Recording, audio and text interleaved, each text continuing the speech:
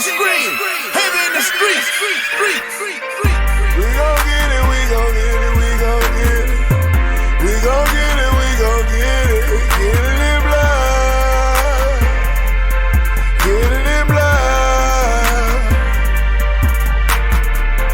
We gon' get it, we gon' get it, we gon' get it. We gon' get it, we gon' get it.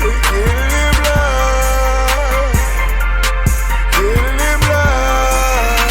Good rich.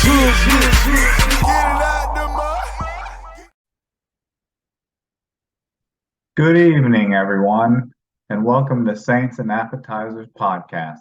And I'm Ethan, and we're back with some more appetizers. And on this, we have the reaction show to UFC 283, Teixeira versus Hill. And man, I feel like every time I jinx these cards by saying whether I think it's a good card or a bad card, and or whether I hope this fight's going to be a great fight, or whether I think it's going to be like a anticlimactic outcome for like a trilogy fight or a rematch. And going into these fights, I thought this was a pretty good main event, and I was excited for it. And well, you know, I don't think they necessarily lived up to their billings, but anyways, we'll get into them. And I got quite a bit to say about them, especially the co-main event. And there was some controversy behind them, and how the crowds acted as well. I'm sure people had some other people had some stuff to say about that as well. But anyways, let's get into this right now with the first fight on the card. So can I get a menu, and let's get right into this with the first fight on the main card. And so also with talking about this whole event, I wasn't very correct with any of my predictions either. For not kind of patting myself on my own back here. I'm usually pretty good with these picks for the main card, but I wasn't that great with any of these picks. But anyways, let's get to this first fight here. So the first fight on the main card was a light heavyweight bout between Johnny Walker and Paul Craig. And yeah, I had picked Paul Craig to probably finish Johnny Walker by way of knockout at some point in this match, and it probably went pretty much exactly the opposite way that I had expected this fight to go, because Johnny Walker did the exact thing to Paul Craig. And this fight it seemed like in the build up to this fight that Paul Craig had some beef with Johnny Walker, but I think that was probably just kind of the build up, some hype. They had a pretty nasty, hot, intense stare down at the weigh-ins, and then I think they didn't even touch gloves before the fight started. And the fight throughout the first round, when the fight started, through the first 2 minutes or so, they neither one of them really landed anything. It was pretty neck and neck. And then Paul Craig, he threw a high kick, or no, not Paul Craig, but Johnny Walker threw a high kick, and Paul Craig caught it and didn't let go of it, which he probably should have. And Johnny Walker just started landing bombs and hammer fists on Paul Craig, and Paul Craig just crumbled to the ground and continued to kind of hold on to dear life on that leg. And Johnny Walker just TKO'd him at in the first round at 2 minutes and 16 seconds of the first round. And yeah, I just that was not how I expected that fight to go at all. But yeah, that was once again, that was an impressive victory by Johnny Walker. He's looking more and more like showing his potential that people were expecting Johnny Johnny Walker, and he's an impressive fighter, especially at 205 pounds, 6'5", 205 pounds. He is very impressive specimen at the light heavyweight in the light heavyweight division. He's a big light heavyweight, and now he's on a 2-fight winning streak after getting the rear naked choke submission over Ian Kuchelabe, which that was in the first round at 4 minutes and 37 seconds, and now he's got a first round TKO knockout of Paul Craig. So he's got a little. It's a little win streak going, but over two pretty impressive fighters, two pretty good fighters. So maybe a little glimmer of Johnny Walker's potential kind of showing up there in the last couple fights he's had. So I was not right in not showing enough faith in Johnny Walker there. So I was 0 for 1 to start the night on the main card. So then on to the next bout. It was the women's flyweight bout between Jessica Andrade and facing off against Lauren Murphy. And I picked Jessica Andrade to once again probably get a knockout over Lauren Murphy. And you know, and I was just taking that just off of Lauren Murphy's age, and I took into account Lauren Murphy's record. She'd only been knocked out once in her career, and obviously she's tough. She's tough as nails. Obviously, if you watch this fight, and she'd never been submitted, so I initially, when coming up on my pick, I kind of wanted to say that, oh, maybe Jessica Andrade may submit her, because she's such a beast. She chokes people out with standing standing chokes, standing chokes and rear naked chokes and things like that. Arm and neck chokes, but that didn't happen. So I thought maybe she'd just get a hold of her neck and choke her out, but that didn't happen. And I thought maybe she'd have enough power to knock her out, or maybe like Rose Namajunas, maybe she'd pick her up and slam her. But that didn't happen. Lauren Murphy is just tough as nails, and that's the fight just went complete opposite way of what I thought. They just ended up standing the whole time, and Lauren Murphy just took everything Jessica Andrade could dish out, and it was clearly obvious that the power difference was just clear and obvious, that nothing Lauren Murphy could throw could hurt Jessica Andrade, and basically Lauren Murphy just took a beating for 3 full rounds. And I actually, after the second round, I was kind of expecting Lauren Murphy's corner to maybe throw in the towel, honestly, because she just looked beat the heck, honestly. Like she at the end of the fight, she kind of looked like Joanna Jędrzejczyk at the end of the fight, with how swollen her head was and how big she had hematomas like around her eyes and stuff. Like I was a little surprised they didn't throw in the towel, or the ref didn't stop it between rounds after the second, because she just took a beating. But she definitely showed that she was tough. But the fight went a little different than I expected. I thought Jessica Andrade maybe could have got a stop, but Lauren Murphy's record definitely shows that she has no quit in her, just by the fact that she's only been stopped once in her career.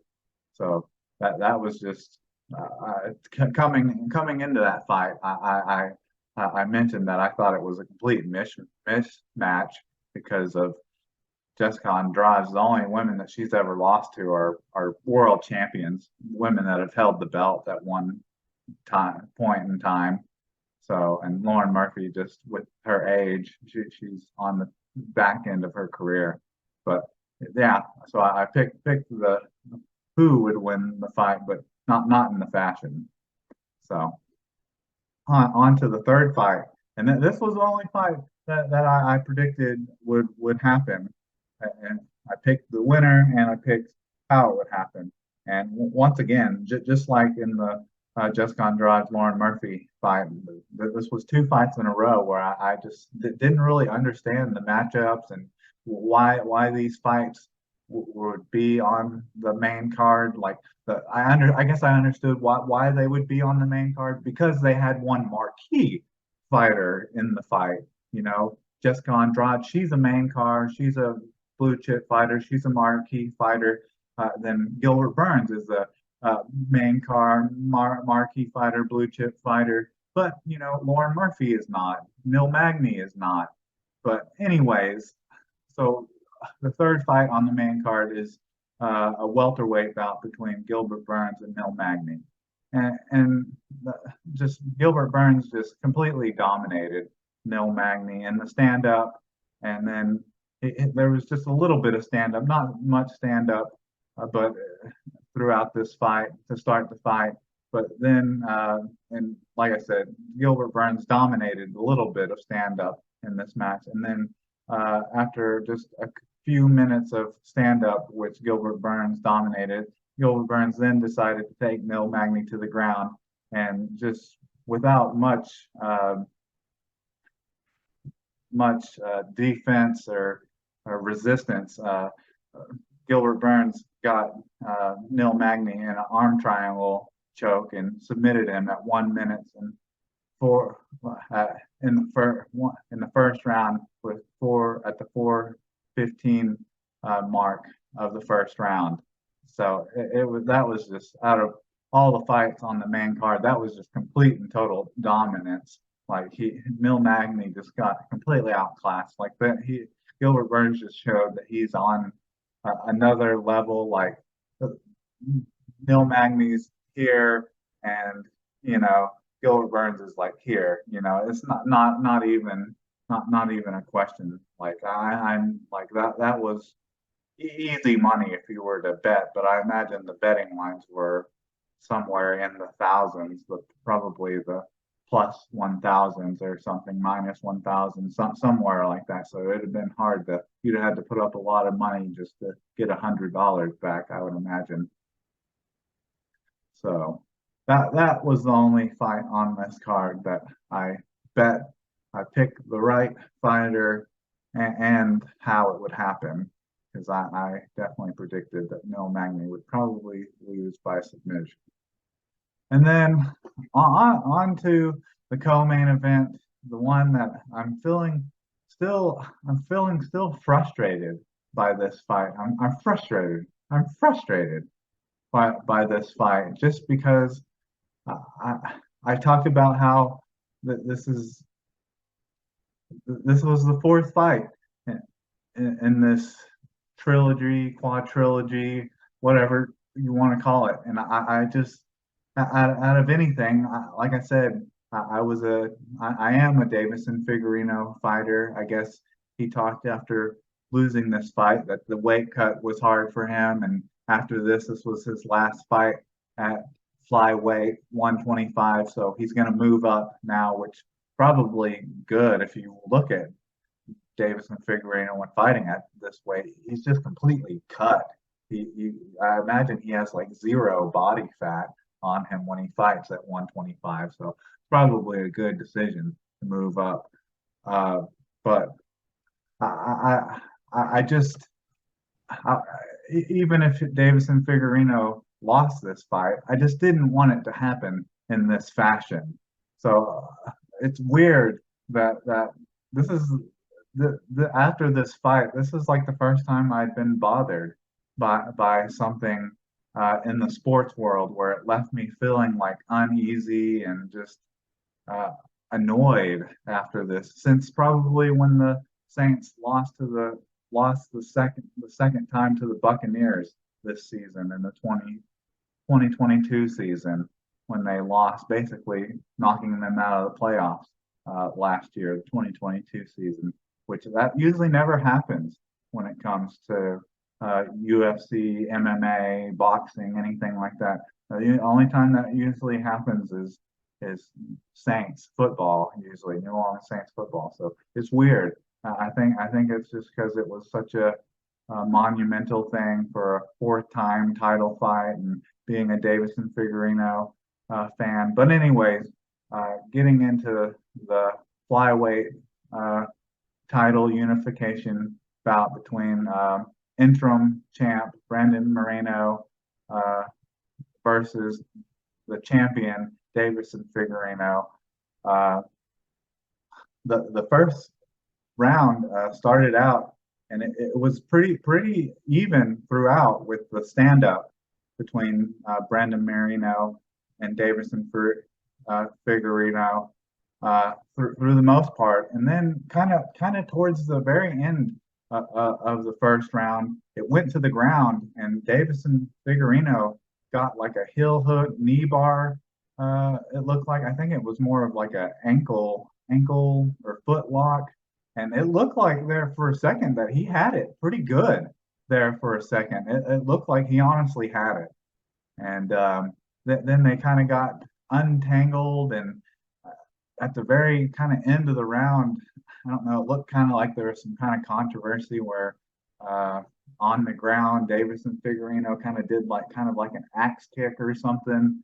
And then that was kind of the end of the first round. And honestly, off of just the fact that Davison Figueroa looked like he had the heel hook in, and looked like he had it in there for a little bit, and the stand up was kind of even between them in the first round, I'd have probably given the first round to Davison Figueroa. And then in the second round, it was kind of more of the same, I would say. But then at the very end of the round, once again, but probably, I don't know, if I can remember right, with about like 2 minutes left or so, Brendan Moreno took Davison Figueroa down and pretty much just held him there for like the rest of the round, pretty much the rest of the round, but didn't really do anything with it. He just kind of held him there for pretty much the entire round. And then like at the very end, he threw like one elbow, and then at the very tail end of it, Davison Figueroa threw a couple elbows from the bottom. But because of that, he pretty much had a couple minutes of ground control. I'd probably given the second round to Brandon Moreno. And then in the third round, Brandon Moreno went back to that same kind of strategy of trying to take Davison Figueroa down again. And what was kind of odd about that is that Davison Figueroa seemed to kind of accept it. He seemed to not really try very hard to get back up once Brandon Moreno would like take him down. Like, he didn't seem to try that hard to get back up. And then once he finally did get back up after getting taken down like the first time, that's when the eye poke or no eye poke came. And we got obviously the TKO doctor stoppage at the end of the round. And some people said it was an eye poke, and some people said it was an eye poke. And me, I think it was an eye poke. And if I remember which hand it was thrown with, I think it was a left that came over like this, and I think it was basically like a thumbs up in the eye like this. It was basically a thumbs up in the eye like this. And even if that wasn't an eye poke, then he comes across with his right hand and basically rakes his hand across his eye. So even if the punch that hit him in the eye wasn't like a thumbs up in the eye, he still comes across with his other hand and rakes it across his face, which that should have been an eye poke if the other one wasn't an eye poke, which caused it to be stopped at the end of the third round, which ended up being a TKO doctor stoppage. But if it wouldn't have been for there not being called an eye poke, and an eye poke would have been called, then it would have been a disqualification win for Davison Figueroa.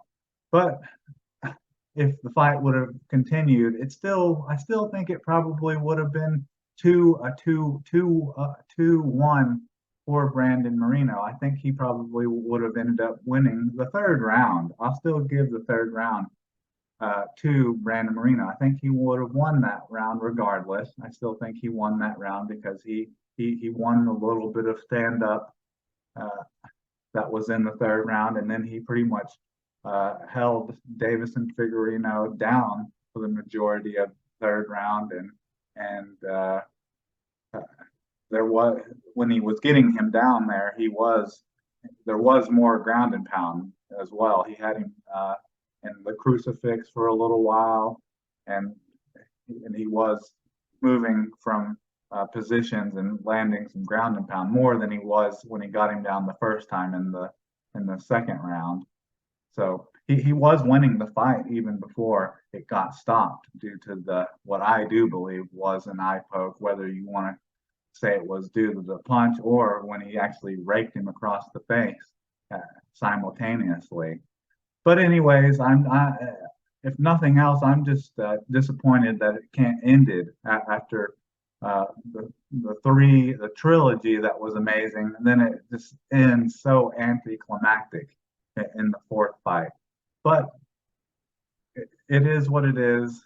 I think it's just sad that it had to end like that, and then it's just the way Brandon Moreno, after he gets the belt, he gets on the microphone and he's jabbing at the Brazilian fans and screaming on the mic and really trying to rile them up. And so it was. I thought it was kind of humorous how he had to like be shielded out of the arena, and it's just so funny because if something like that happened in America, they probably would have went up into the stands and tried to find the fans that did that. It's just, man, that was something else. Seeing that kind of stuff reminds me of back in like the old like WCW Nitro days, like when the fans would get mad about something and they would start throwing trash in the ring. So that kind of stuff was kind of nostalgic for me, seeing how the fans were so crazy and so mad about that. And there's also a lot of fans that were like upset over, I guess, or kind of fans were like leaving early after they were so upset that Davison Figueroa didn't win, and then kind of towards the tail end of the Glover Teixeira fight, when I guess they thought Glover Teixeira wasn't going to win, that the arena was almost empty, I guess. They really hard on the Brazilian fans for that. But I mean, that's really no different than fans leaving football or basketball or baseball games early when their teams are losing. So it's really not any different. It's really not any different. Like what's different? Just because it's a combat sport, like if your team's getting blown out, then well, it's the same as leaving, so you can beat the traffic.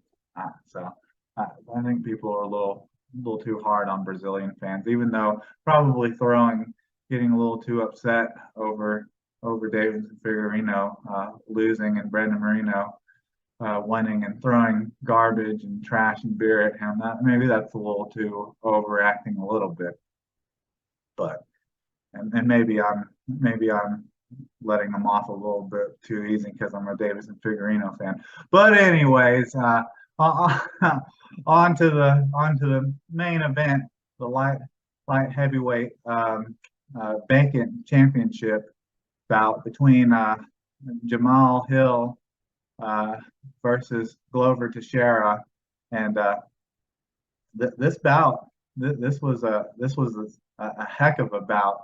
You know, it kind of started off kind of slow in the first round, and it was a very even first round. You know, and I after the first round, I kind of thought it was pretty even. I had a hard time kind of judging who won the first round, but then in the second round, it kind of picked up steam a little bit, and Jamal Hill looked faster, and definitely could tell he was a younger fighter, and Glover Teixeira kind of looked slower, and I was kind of thinking like, oh yeah, I kind of mentioned on the podcast, like, is Father Time going to kind of catch up to Glover Teixeira? And then Jamel Hill landed some of these head kicks, and that kind of started everything off.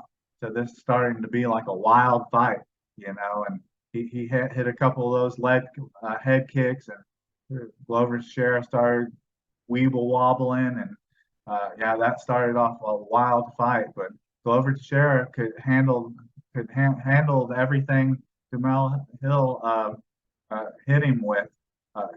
Hit him with some bombs, and then Glover Teixeira he fought back and landed some stuff on Jamel Hill as well. But Jamal Hill he stayed focused and under control, and was able to stay composed, even taking some of Glover Teixeira's good shots as well.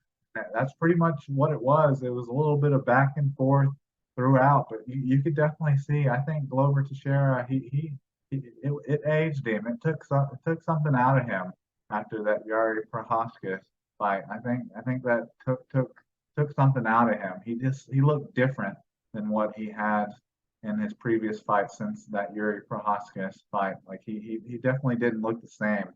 I think that finally aged him, and then it pretty much dominated. It pretty much was clear that Jamal Hill was winning the fight going into the fifth round, and then in the fifth round, Glover Teixeira actually finally took Jamal Hill to the ground. So it was like, oh no, is Jamal Hill going to get choked out, or is that what's going to happen? And it looked like Glover Teixeira was kind of getting in the position to get an arm triangle choke, but he was never able to get like on the right side or get perfectly positioned for it. And then he was able to actually get in a full mount, but he was just never really able to get in the right position to actually cause any damage or get in a position to get a submission. So